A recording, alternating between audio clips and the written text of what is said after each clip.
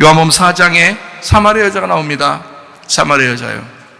사마리아 여자가 목마르고 피곤한 길이지만 꼭 가야 할 이유가 있었습니다. 거기 가야만 경험할 수 있는 사랑 때문입니다. 그 우물가에 이 여자는 갈 수밖에 없었어요. 계속 매일마다 아마 갔을 겁니다. 이제 어느 사랑을 만나기 위하여 그 여자는 진짜 사랑을 만나고 싶었던 겁니다. 그래서 그 여자는 계속해서 그 우물을 갈 수밖에 없었습니다. 사람 만나는 것이 싫고 잘난 남편이 원수인 사람들이 의외로 많습니다. 그래서 살기 싫고 살아가야 의미도 없는 그런 하루하루 지옥 같은 삶을 사는 사람들도 한두 명이 아닙니다. 그러나 그 여자가 끊임없이 그 우물가에 가는 목적이 있었습니다. 자기의 진짜 사랑을 만나기 위해서입니다. 거기에 진짜 사랑인 예수 그리스도가 나타나셨습니다. 예수 그리스도가 나타나 네가 나와 결혼해 줄래? 네가 나와 결혼해 줄래? 나는 너하고 결혼하고 싶어 왔다. 그 사마리아 여자가 자신의 기구한 삶이 잘못 만난 남편 때문인 줄 알고 그렇게 살아왔던, 그렇게 해서 내가 남편 때문에 잘못된 인생을 살았구나. 6명이나 남편이 바뀌었으니 얼마나 힘든 인생을 살았겠습니까? 그렇지만 이 목마름의 근원이 무엇 때문에 이렇게 목말랐을까라고 하는 것을 이 여자는 분명하게 이유를 알았습니다. 자기의 인생이 언제부터 뒤틀려졌을까? 자기의 인생이 어떻게 이렇게 뒤틀려진 삶을 살아갈 수밖에 없었을까? 이 목마름의 근원은 뒤틀어진 예배에 있었습니다. 그래서 이 사마리아 여자는 예배가 무엇인지를 정확하게 알고 싶었습니다. 남편에 대한 이야기도 우물에 대한 이야기도 그것도 이미 지나간 이야기였습니다. 이 사마리아 여자는 예수님에게 꼭 질문하고 싶었던 것이 있었습니다. 예수님, 당신이 메시아라면 내가 어떻게 예배 드렸으면 좋겠습니까? 내가 어떻게 예배해야 내 뒤틀어진 인생을 바로잡을 수 있겠습니까? 여러분과 저는 무엇으로 주님 앞에 질문하겠습니까? 예수님, 내 뒤틀어진 인생을 해결이나 해주세요. 내 잘못된 인생을 해결이나 해주세요. 그게 아니라 이 여자는 분명히 알았습니다. 내가 언제부터 뒤틀어졌을까? 내 인생이 언제부터 이렇게 뒤죽박죽 되었을까? 왜 내가 이렇게 힘들게 되었을까? 예배 때문이었던 걸 알았습니다. 예배가 뒤틀려졌었구나. 예배가 망쳐졌었구나. 주님과의 만남에서 이게 벗어났었구나. 이거를 깨닫게 된 겁니다. 주님, 나는 어디서 예배 드려야 합니까? 나는 어떻게 예배 드려야 합니까? 주님께서 이 여자에게 말씀하십니다. 여기서도 말고 저기서도 말고 진정으로 예배할 때가 오나니 바로 지금이라. 아버지께서는 네가 영과 진리로 예배 드릴 때가 있는데 그게 바로 지금인데 아버지는 그렇게 예배 드리는 자를 찾으시느니라. 네가 찾으러 다니는 게 아니었어. 너는 그렇게 예배를 드리면서 하나님 앞에 이렇게 좀 뭔가를 드려보고자 하는 그 마음으로 예배를 드렸겠지. 그리고 그렇게 조금 더 많이 드렸으면 하나님이 날 좋아하시겠지. 예배가 좀 뭔가 시원찮았으면 하나님이 날 좀 싫어해서 내가 이렇게 된 게 아닌가 이렇게 생각했겠지. 그러나 그게 아니야. 하나님은 처음부터 끝에까지 너를 사랑하고 있었고 하나님이 너를 찾고 있는 거야. 하나님이 너를 찾아오셔야 되는 거야. 네가 찾는 게 아니야. 하나님이 너를 찾아오셔야 하는 거야. 여러분 말씀을 들을 때 어떨 때는 여러분 귀로 계속 듣습니다. 귀로 계속 듣는데 어느 날 가슴으로 확 말씀이 올 때가 있습니다. 가슴으로 말씀이 확 들어올 때 그때 그 하나님은 찾으시는 거예요. 여러분이 여러분 하나님께서 여러분을 찾으시는 그것이 뭘로 찾으시겠어요? 말씀입니다. 하나님은 말씀이고 말씀이 천국이니까 그 천국이 여러분을 찾고 있는 거예요. 여러분이 천국에 가는 게 아니라 천국이 여러분에게 와야 되는 것입니다. 여러분이 천국을 찾는 게 아니라 천국이 여러분을 찾으셔야 되는 겁니다. 그게 하나님이란 말이에요. 하나님은 말씀이시고 말씀이 여러분에게 가슴으로 찾아오셔야 된다 이 말이에요. 뒤틀어진 예배가 어느 날 바로 세워지는 예배. 이 사마리아 여자는 예수님을 만나서 생수를 얻었습니다. 이젠 드디어 자기의 인생이 바뀌었다는 걸 알았습니다. 물동이를 버려버려도 되겠다 생각했습니다. 그리고 가서 사람들에게 전파합니다. 내가 메시아를 만났다. 내가 그토록 찾던 그 메시아가 나를 찾아왔다. 내가 찾아가는 게 아니었더라. 그 메시아가 나를 찾아왔더라.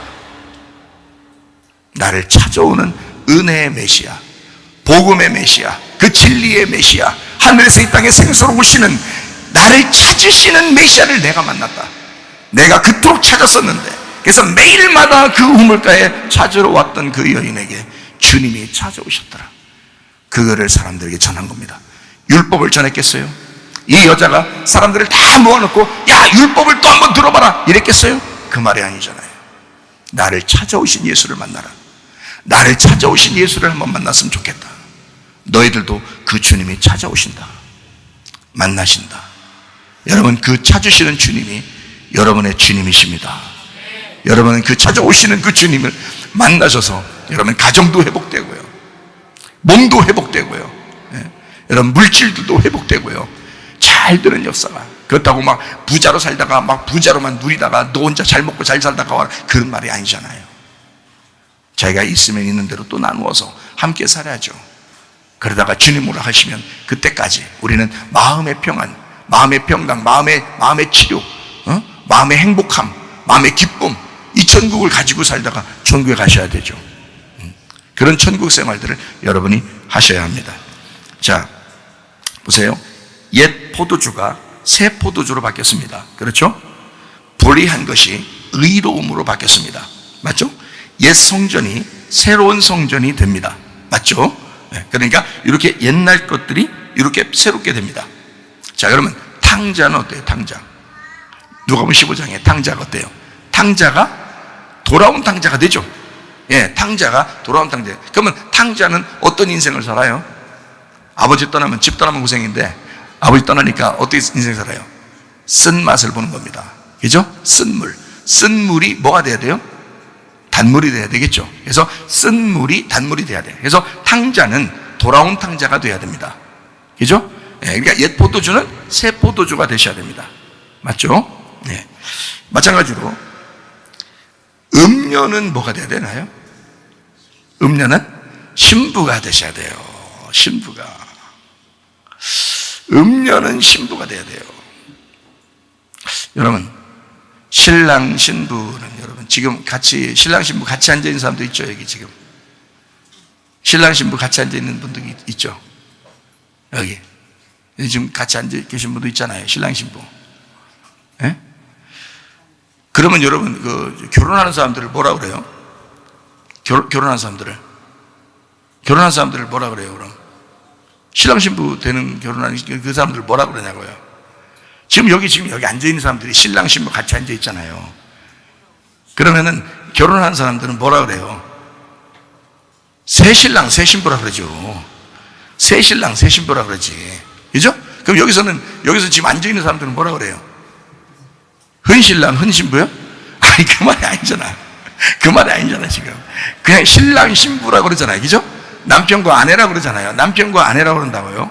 그러면 새로 결혼한 사람도 이제 남편과 아내가 된다 해가지고 신랑과 신부가 된다 그래서 새 신랑 새 신부 된다 이 말에, 오늘 새 신부가 나타났다, 오늘 새 신랑이 나타났다 그러잖아요. 신부가 이제 새 신랑하고 결혼하는 거잖아요. 그죠? 그러면 성경에 나오는 예수님은 우리에게 새 신랑입니까? 흔 신랑입니까? 예수님은 우리에게 새 신랑 되시겠죠? 새 신랑. 그러면 내가 오늘 새 신부가 될 때 만나겠죠? 새 신부가 되면 만나요. 그러면 신랑과 신부 결혼할 때는요, 여기 보니까 특징이 있더라고요. 신랑과 신부 결혼할 때는 특징이 보니까 어떻게 하냐면 잔치를 하더라고요. 잔치. 어느 나라든지 마찬가지예요. 그러니까 결혼식은 그냥 대충 하는 데도 있어요. 결혼식을 대충 하는 데도 있어요. 여기에 보니까, 성경에 보니까 아브라함의 아들 이삭이 결혼할 때 보니까요, 결혼식 같지도 않게 결혼하더라고요. 그렇죠? 멀리서 신부가 지금 오는데 말이에요. 멀리서 외삼촌 집에서 멀리서 이렇게 오잖아요. 근데 이 이삭이 이제 멀리서 오는 그 신부를 이렇게 들판에 서서 쳐다봅니다. 쳐다보고 있다가 멀리서 이렇게 오다가 이제 여자가 이제 물어봐요. 리브가가 그 종에게 물어봅니다. 저기 들판에 서 있는 자가 누굽니까? 그러니까 당신의 신랑이 될 사람이요. 그 아브라함의 아들이요. 이렇게 이야기를 해요. 그러니까 그 여자가 다 오다가 면사포를 탁 쓰더라고요. 이렇게 면사포를 따서 얼굴을 가리우더라. 왜 가려요? 얼굴이 자신 없어서? 그래서 가리는 거예요? 얼굴을? 얼굴 왜 가리는 거예요? 궁금하라 그러는 거예요. 궁금하라고. 얼굴을 싹 가리면 궁금해 안 궁금해? 궁금해요. 엄청 궁금해요. 엄청 궁금해. 그래서 얼굴을 싹 가리더라. 그러니까 이 신랑이 이삭이거든요. 이삭이 리브가를 데리고 이제 어떻게 했어요?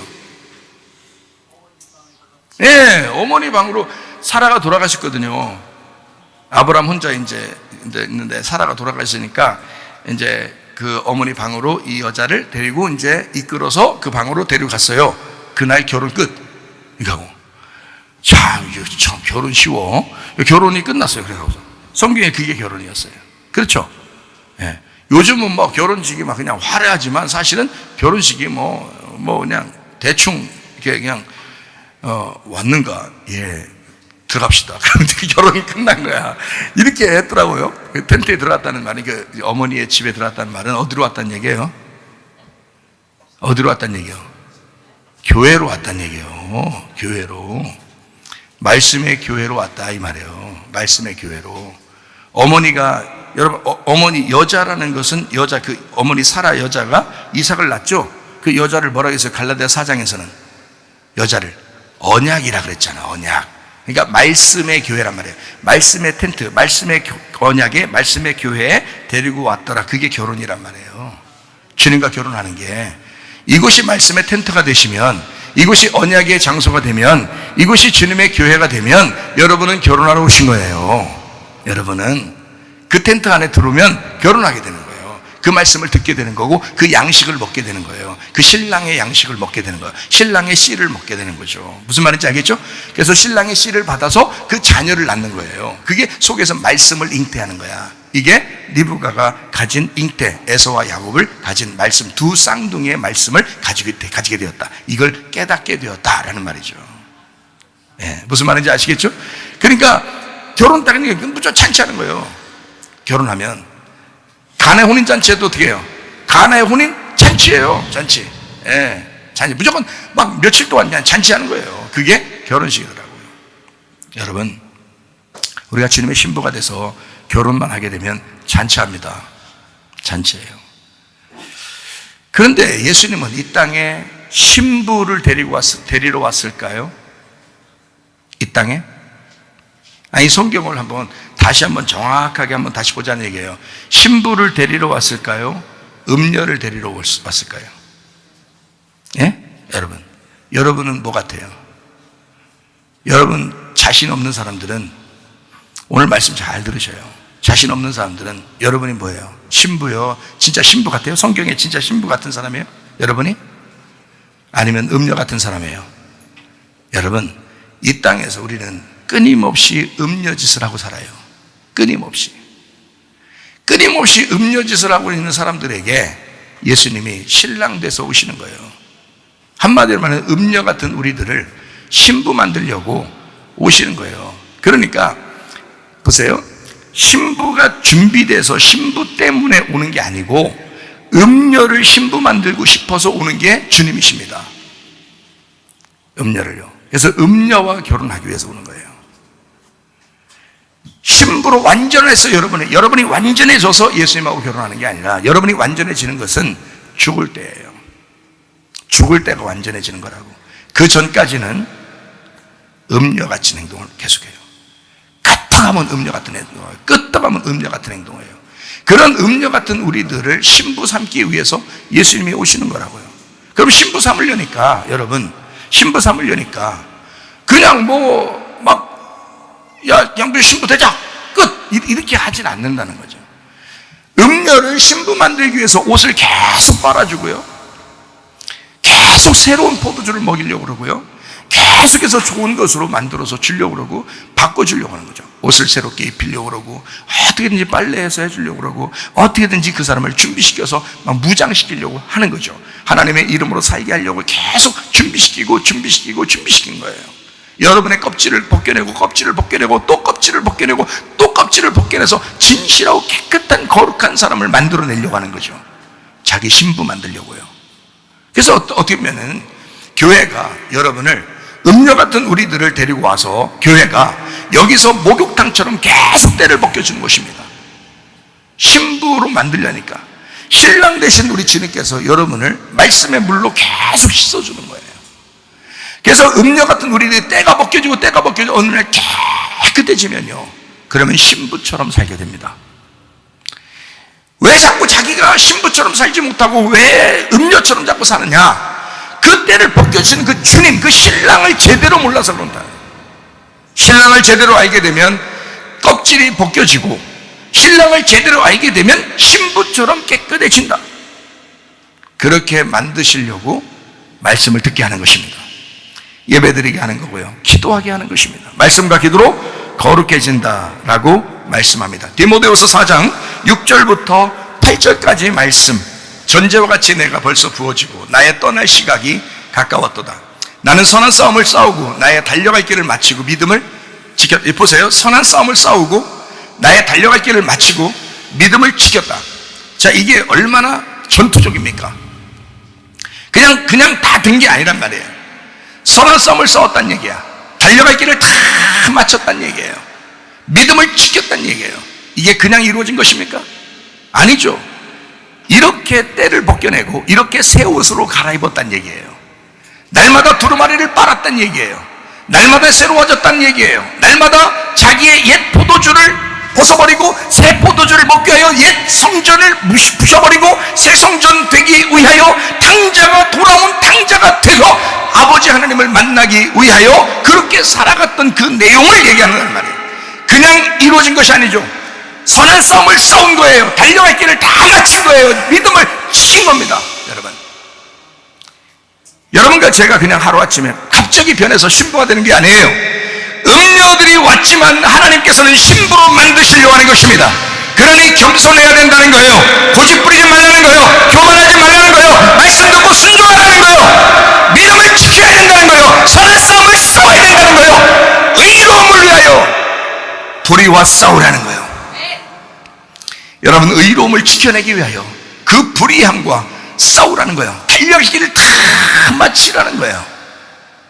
그렇게 달려갔을 때, 그렇게 선한 싸움을 싸웠을 때, 여러분의 욕심 때문에 싸우고, 여러분의 고집 때문에 싸우고, 여러분의 교만 때문에 싸우고, 미워해서 싸우고, 용서가 안 돼서 싸우고, 기분 나빠서 싸우고, 승질나서 싸우고, 이런 게 아니라 선한 싸움을 싸우는 거야. 그리스도의 신부가 되기 위하여 깨끗한 옷으로 갈아입기 위하여 선한 싸움을 싸우는 거예요. 달려갈 길을 다 마치는 거야. 그거는 누가 해요? 자기가 하는 거야. 말씀을 듣는 것도 자기가 하는 거야. 기도하는 것도 자기가 하는 거야. 용서하는 것도 자기가 하는 거야. 말씀을 들었어. 기도를 했어. 주님 앞에 선한 싸움을 싸우는 거야. 믿음을 지키는 거야. 무슨 말인지 알겠죠? 이렇게 갔더니 디모데후서 4장 8절 말씀, 이제 후로는 어떻게 된다? 이제 후로는 이 하늘나라에서 이루어지는 것도 있겠죠, 그죠? 이제 후로는 하늘나라에서 이렇게 된다라는 말도 되겠죠? 그러나 이제 후로는 그렇게 선한 싸움을 싸우고 믿음을 지키고 그리고 선한 싸움을 이렇게 달려가기를 다 달려가고 나면, 그런 싸움에서 승리하게 되면, 이런 거죠? 자, 이렇게 끝까지 달려가게 되면, 그러면 그때부터는 어떻게 된다? 나를 위하여 의의 면류관이 예비되었으므로. 자, 하늘나라에서만 있는 거야? 하늘나라에서만? 아니죠. 이 땅에서도 의의 면류관이 있다는 거야. 이 땅에서도. 너 선한 싸움 다 싸웠잖아. 달려갈 길 다 달려갔잖아. 믿음을 지켰잖아. 그러니까 그때부터는, 이제 후로는 그때부터는 어떻게 해? 의의 면류관이 준비되어 있다는 거야, 너한테. 이건 하늘나라에서만 있는 게 아니란 말이에요. 여러분과 제가 교회에 나온 것은 이렇게 그냥 과거의 옛사람처럼 옛 성전으로 옛 포도주로 계속 탕자처럼 그렇게 살아가라는 뜻이 아니잖아요. 불의함으로 그냥 그렇게 살아가는 뜻이 아니잖아요. 의로움으로 바뀌어서 살아가라. 하늘의 삶을 살아가라. 아버지의 뜻대로 한번 살아가보자. 의의 면류관을 쓰고 살아가보자. 생각을 바꾸자. 나의 혼자 있었던 악한 생각에서 선한 싸움을 싸워보자. 이렇게 살아가는 것은 여러분 안에 의로움이 찾아오게 되고 천국이 찾아오는 길이다. 그런 천국이 여러분 속에 찾아오게 되면 의의 면류관이 예비되었으므로 주곧 의로우신 재판장이 그날에 내게 주실 것이며 내게만 아니라 주의 나타나심을 사모하는 모든 자에게도 주실 것이다. 자, 하늘나라에서만 아니죠. 이 땅에서도 마찬가지라는 말이죠. 주의 말씀을 사모하는 자들에게, 그렇게 살려고 하는 자들에게 다 주겠다. 바울에게만 준다는 얘기예요? 아니죠. 우리에게도 다 주겠다는 얘기야. 이 좋은 것을 왜 안 받으시냐 이 말이에요. 여러분과 제가 의의 면류관 받고 이 땅에서도 천국을 살 뿐만 아니라 하늘나라에 올라갈 때도 천국을 가는 주의 사람들이 다 되시기를 바랍니다. 우리 하나님 아버지 사랑과 은혜를 감사합니다. 하나님 아버지, 우리는 자칫 우리도 모르는 사이에 이제 대충 이 땅에 살다가 어느 날 하늘나라만 가면 되지 라고 생각하는 사람들이 꽤나 많습니다. 그러나 하나님 의의 면류관이 이 자리에 있어야 하고, 하나님 내 의로움, 하나님의 창조의 그 질서대로 하나님의 형상대로 지음받은 우리가 그 본 모습대로 돌아가는, 주님께서 우리에게 그토록 원하시던 그 모습으로 돌아가 살아가는 주의 사람들이 다 되어야 될 줄로 믿습니다. 우리 하나님 아버지, 우리 마음이 천국되게 하옵소서. 우리 마음이 평안하게 도와 주옵소서. 우리 마음이 기쁨 있게 도와 주시옵소서. 우리 마음에 행복함을 주옵소서. 건강하고 안전하고 평안하고 행복하다가 주님 만나게 도와 주옵소서. 예수님 귀하신 이름 받들어 기도 올리옵나이다. 아멘.